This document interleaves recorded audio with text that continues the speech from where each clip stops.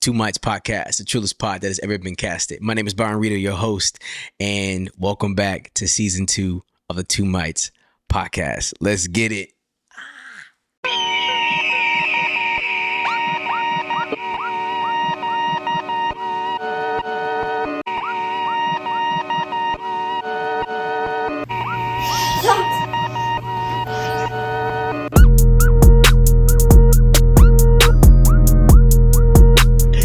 Man, I am so happy to be back, to be here, man. Come on. This is truly the time away has been good. It's been great.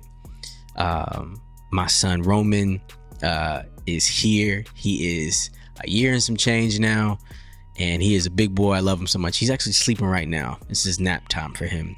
He could be waking up at any moment. And as I continue to go through with this podcast and with more episodes, you will definitely see him, because he is, even though he's amazing, he's a menace. He will come up in here and he will try to wreck shop. So we will try our best to get through these as quick as possible. But if not, he'll be a part of the show as well. My name is Byron, your host. Wherever you're watching from, wherever you're listening from, thank you guys so much. If you're watching on YouTube, or if you're listening on Spotify, Apple Music, Google Podcasts, wherever it is, Anchor, thank you guys, man. It has been such a great time doing this season and doing these episodes, and we're happy to be back. And hope you guys have been enjoying just even the past videos that we've done, and I hope you guys are ready for the ones that are going to be coming here in the future. And so thank you. This is the podcast where we give our 110% in everything that we do. So whether you are a person in ministry, whether you work at a fast food joint, or you're a truck driver, or you work at a chemical plant, those are all things that I just, because I'm from Texas, those are like, jobs where I can think about people that I know that do that listen. And so whatever you do, give 110% in what you do. That is what this podcast is for. And it's in relationships. It's in the way that we treat each other. It's in the way that we love God. It's the way that we love people.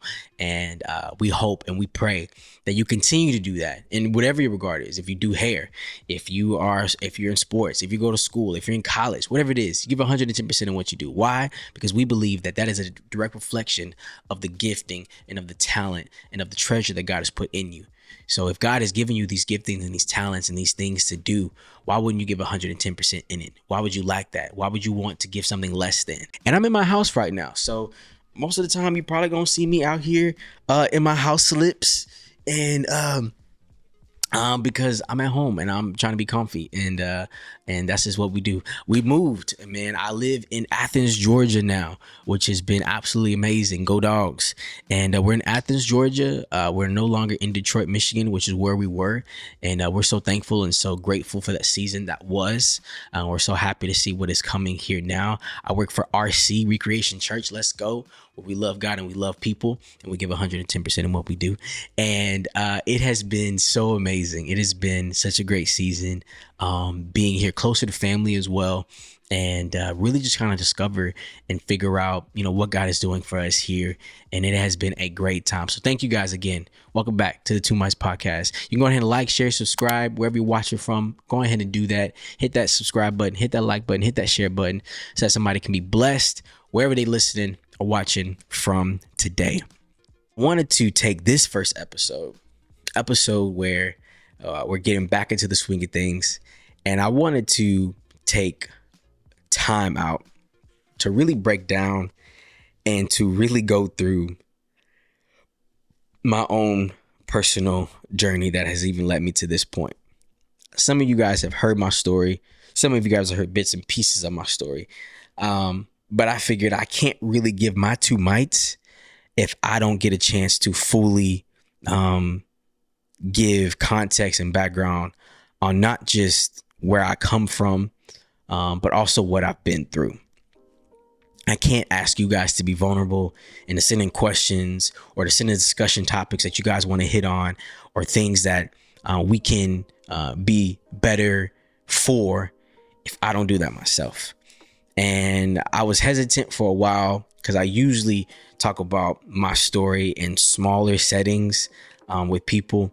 But I wanted to take some time in to do that today. And so, again, welcome to the Two Mites Podcast. And this is the testimony of Byron Rito.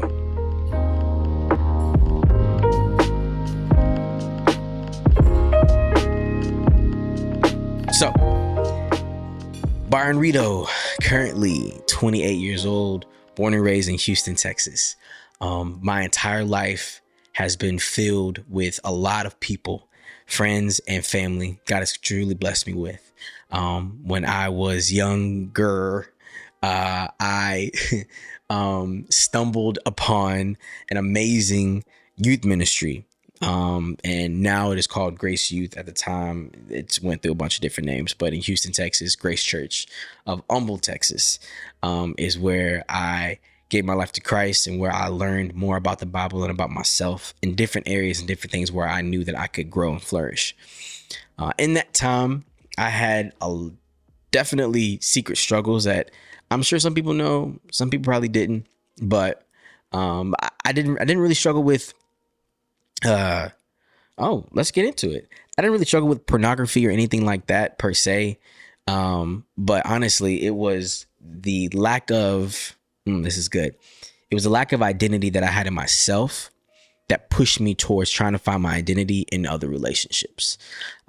Because I didn't really know or even fully get a grasp of who God was trying to mold me into, I decided to attach myself into things that would bring me little pleasures and would allow me to experience certain things because I was tired of trying to wait on God when really God was waiting on me.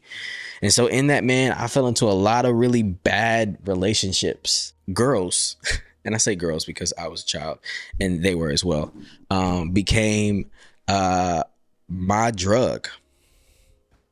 Safe to say that women became my downfall. And I was always taught, and my parents really instilled in me a lot, to not have sex before marriage. And I remember the first time my parents told me about sex. Backstory, I have 5 siblings, so there's 6 of us total. We grew up on 5 acres for the most part of our life, and we had a lot of different animals. I told you I'm from Texas. I'm a country boy at heart. I know I might look like I should be on New York Fashion Week, but I'm a country boy at heart.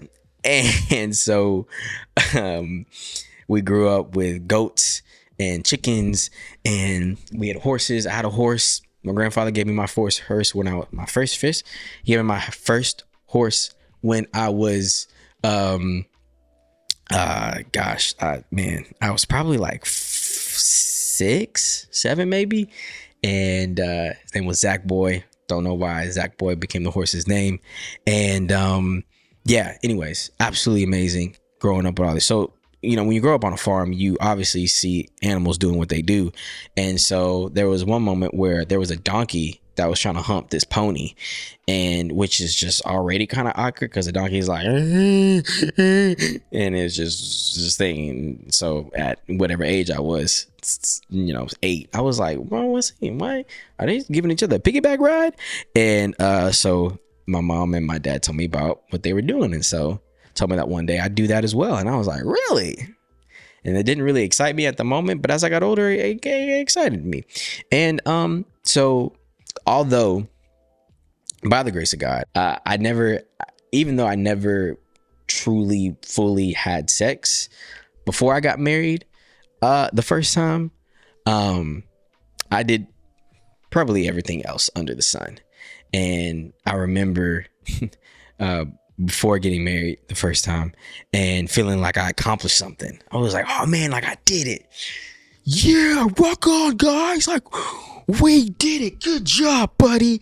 It was so dumb. And now looking back on it, it's just how naive I was, you know what I'm saying? And how still insecure I was, thinking that God was going to truly bless my whole life, that I toted the line and that I scratched the line of what he asked me not to do. But I didn't fully cross it, God. So you must bless everything else I'm going to do in my life. And God did bless me, and he continues to bless me. But in so many other areas, not in the areas that I wanted it to be the most, because I lacked identity. And because I lacked identity, and because I lacked because I lacked the intentionality to find out who I was, and because I didn't go to God, and that's good, because I didn't go to the Word of God and to the Bible and to God to find out who I was, I wanted other people to tell me. So then I married somebody that completely and utterly would always tell me. And you will never hear me throw shade on my previous relationships, on any of them. Because as much as one person might have done wrong, I did wrong as well. Maybe not as much or as little or whatever, but I definitely have some flaws. And so that's just not me. I mean, I don't know why people do what they do or why people have made certain decisions in their life, but they did, and it's over with. So, and now I'm honestly looking then is I'm happy the way it ended up, because I love who I'm with now. Let me tell you something right now. Who I'm at right now is everything I ever needed and more, and everything I didn't know how to pray for. Ooh, that's a bar. I like that. It's good. But again, I lacked identity, and I lacked the intentionality to discover who I was. And I lacked the importance of trying to discover who I was. When you love God, you love his people. When you love his people, you love God. And in that dynamic, when you love God, you love yourself, and you love who God created you. You love the mishaps that you have. When you love God's people, then you're able to love what he created outside of just your own selfishness. You're able to be selfless towards people. We'll get into that. So lacked identity. And so with all of that, I married somebody that gave me all the identity I needed. You know, I married somebody that I thought would be, I would just follow, you know, I don't want to say the coattails, but I just would follow, you know, whatever we doing is what we doing. You tell me what we gonna do. You know, you tell me what we gonna eat. You tell me where we're gonna move to, what we're gonna do. And I just thought that's what it would be in a good relationship. I thought that's what it would look like to be a good husband. And obviously that's not true. What I have discovered in these last few years of my life is that, one, as a husband, and he just as being a man, like God has literally given us the mandate to lead.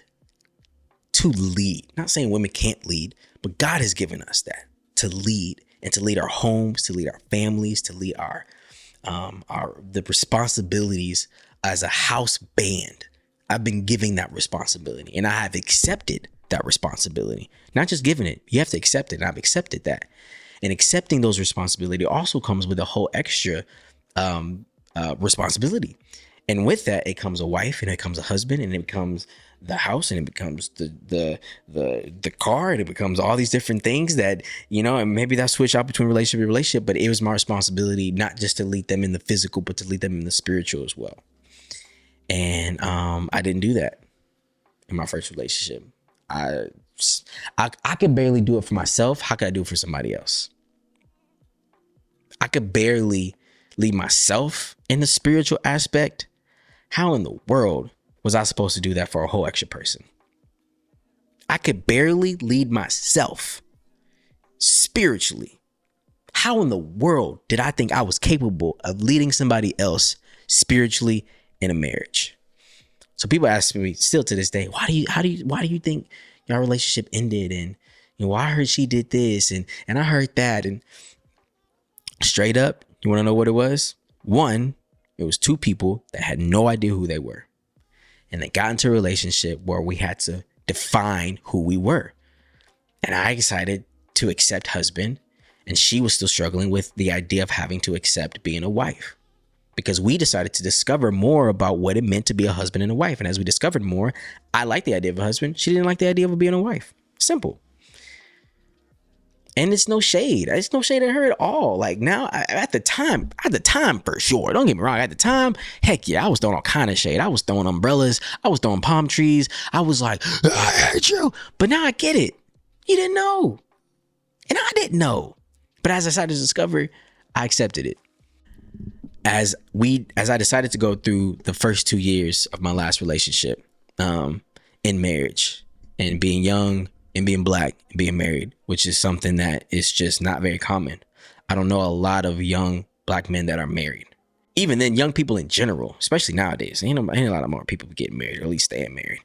But being young and being married and making it 2 years, when I went through counseling, my therapist was like, bro, when I went into therapy, my therapist was like, congratulations that y'all made it 2.5 years. Cause she was like, I would not have seen this coming at all. So, which I'm sure she has some truth to that as well, but it was a struggle.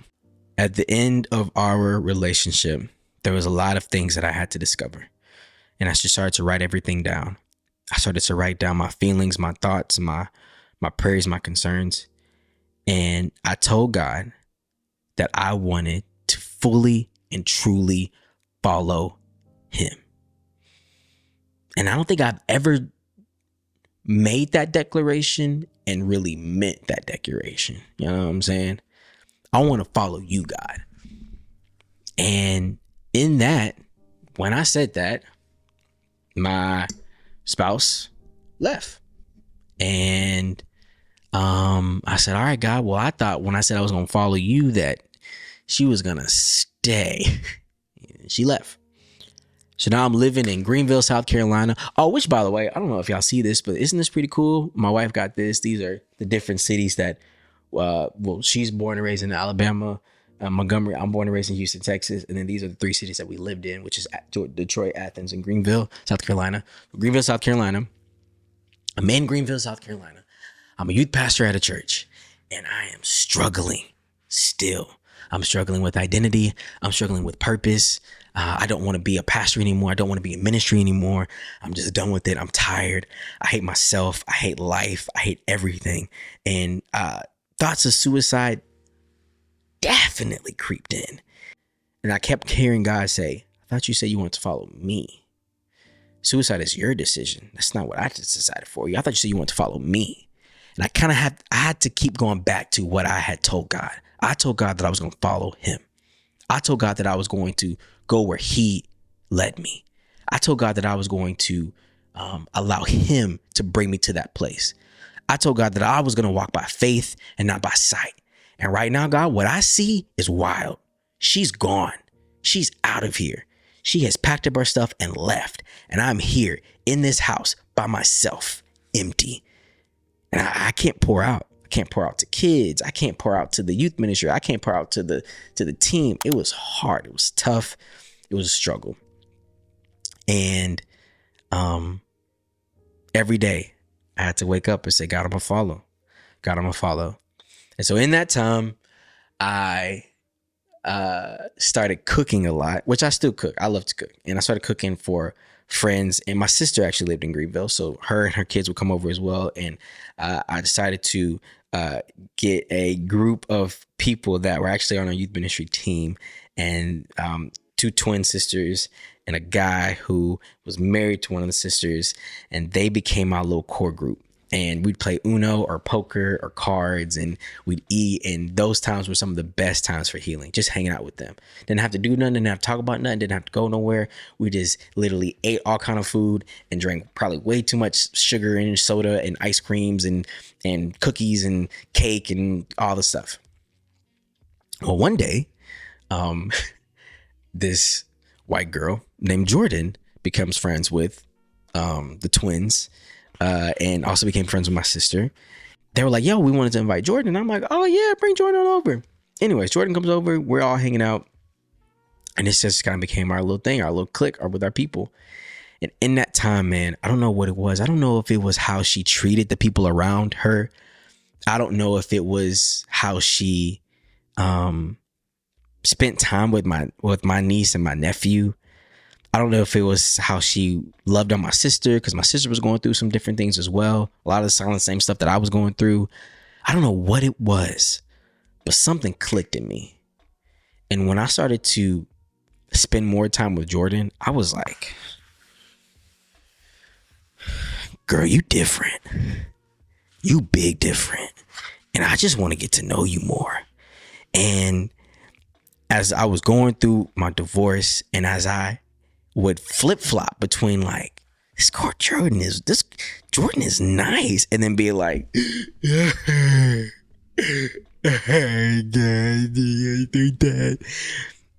every day was an emotional roller coaster for me. So that was pretty wild for my little, attention deficit self. As I started to go through that even more, God really did start to reveal me that if you want her, she'll be the best thing for you. But I had to get out of where I was and the realm in which I was and be willing and able to accept what happened, move past it, and move into what God was cooking up for me. I believe that God will give us the puzzle pieces and say, this is what I have for you.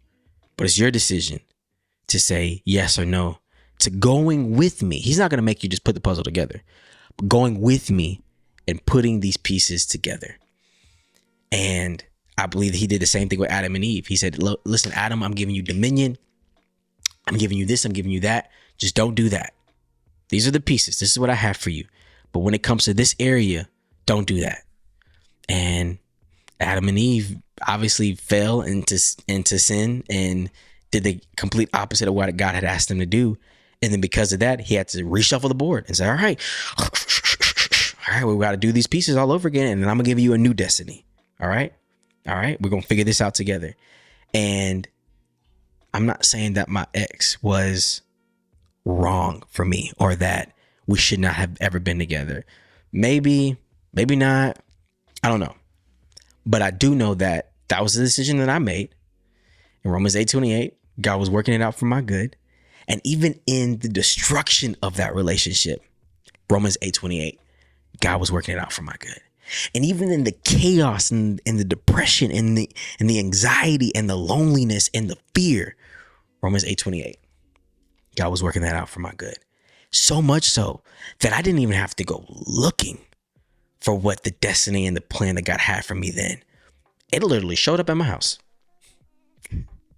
It literally just popped up onto my dinner room table bench, because I had like a little bench at the dinner room table, and just playing Uno. And we were hanging out, and I was making gumbo and fried chicken and fish and everything like that. And it took me a few months to be like, oh, wait a minute. Is this what it's like following God? Like following him truly, to where like the blessings that God, they just fall in your lap like this? It was amazing, man. And that season, though, was tough. And though even then, after the divorce was final and everything like that, and after we had went through all the paperwork and all the stuff, and even after all of that, I still struggled with this whole like, okay, but like I can still accept this next thing that God has for me. And if I can encourage anybody today, man, if you have experienced loss, people say like divorce is a lot like a death, which it is, most definitely. If you've experienced loss of a family member or even of a relationship, your parents split up, your dad is long gone living his new life, and acting like nothing ever happened. Your mom has left y'all just to fend for yourself, and your dad is trying to figure it out.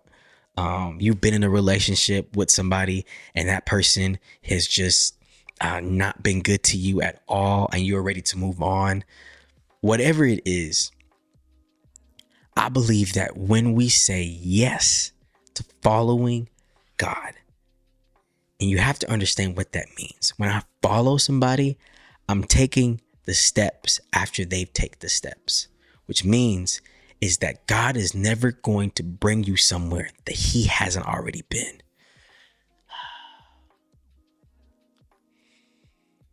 That's good on a Tuesday afternoon. God is not going to bring you somewhere that he hasn't been. When you say, God, I'm going to follow you, that means that he is going to go there first. That means that God was already working on Jordan's heart before I even accepted Jordan as to be my wife. And Jordan will tell you, if she was sitting right here, Jordan literally was journaling prayers for her future husband, and she didn't even know it was me years before I got there. So God was already working on Jordan while I was still in a whole other relationship, because God knew what was going to transpire at the time it was going to trans. Man, listen, y'all don't even know how good God loved me so much that he said, listen, you make the decision on how you want to make it. You do whatever you need to do.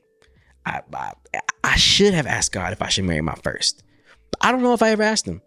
Be honest with you.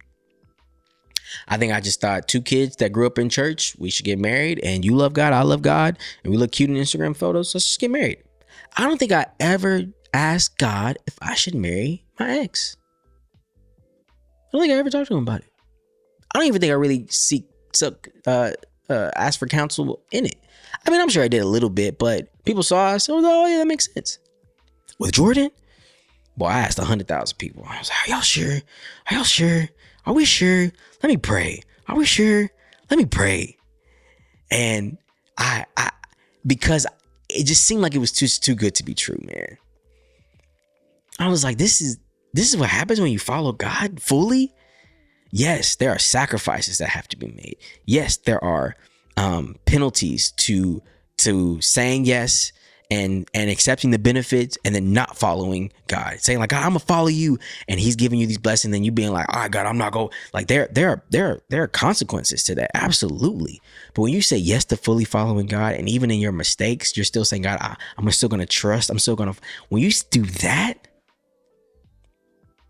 there's nothing under the sun that God doesn't want to give you. There's nothing under the sun that God doesn't want to bless you with. And so we've already been going for about 40 minutes now. And so we've already been going for about 30 minutes now. So I think I'm gonna have to do a part 2 on this one to tell you the second half of this entire story. But I'll end it off with this. I went through a lot of crazy stuff in the first 24 years of my life. It was 24 or 25 years of my life. 25. The first quarter of my life was really bad. I turned 29 this year. 4 years after that 25, I feel like God has given me more blessings and more favor and more increase and more stability and more just spiritual insight and more I mean, the word is favor. I was trying to think of something bigger than favor, but I don't know if there is anything bigger than favor. God has given me more in the last 4 years than I can experience ever in my 25.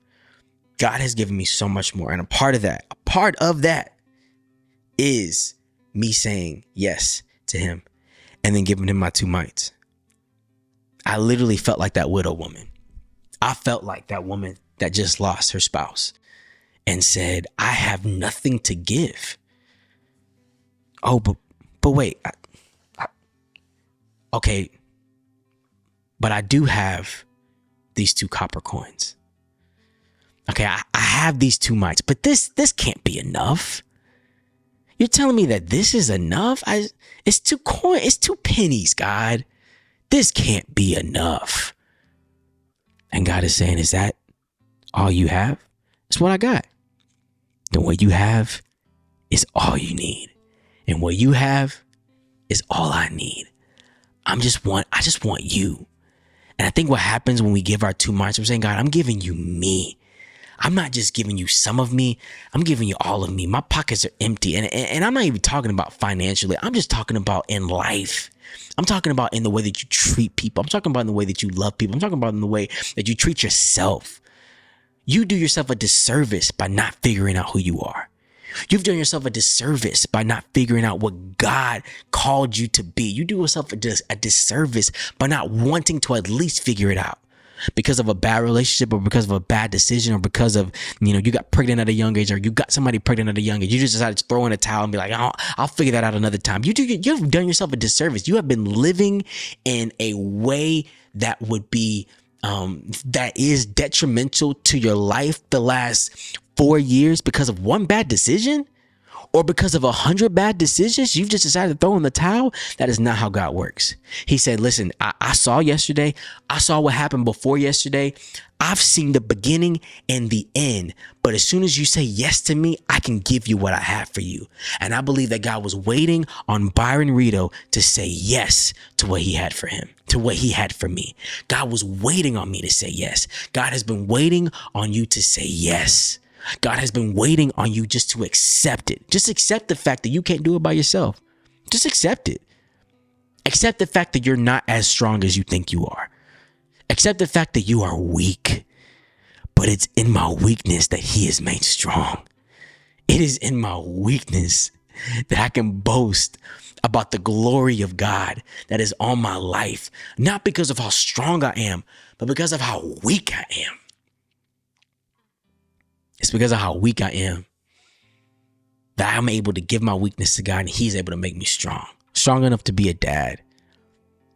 Strong enough to be a dad when I thought maybe that season wouldn't come.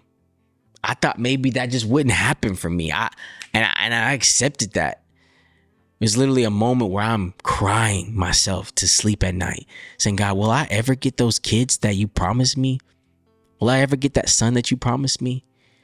And it took me a while to fully accept that.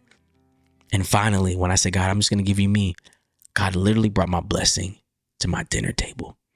And that blessing is Jordan Marie Rito. That blessing is Roman Adonai Rito. And that blessing continues to bless me every day. And it's not just them. It's the little things as well. It's you guys. Y'all have been a blessing to my family. And I love making these videos. I love having an outlet. And so thank you guys. Part 2, we'll get to that. Maybe Jordan will come on and be a part as well. Thank you guys so much for tuning and watching the Too Much Podcast, trillest pod that has ever been casted. My name is Byron Rito, your host. We love you guys so much. Have a great and amazing time. Whatever you're doing, give 110% in what you do. Go ahead and like, share, subscribe. Send this out to somebody so their life can be blessed. We love you guys so much. We'll see you next time. Peace.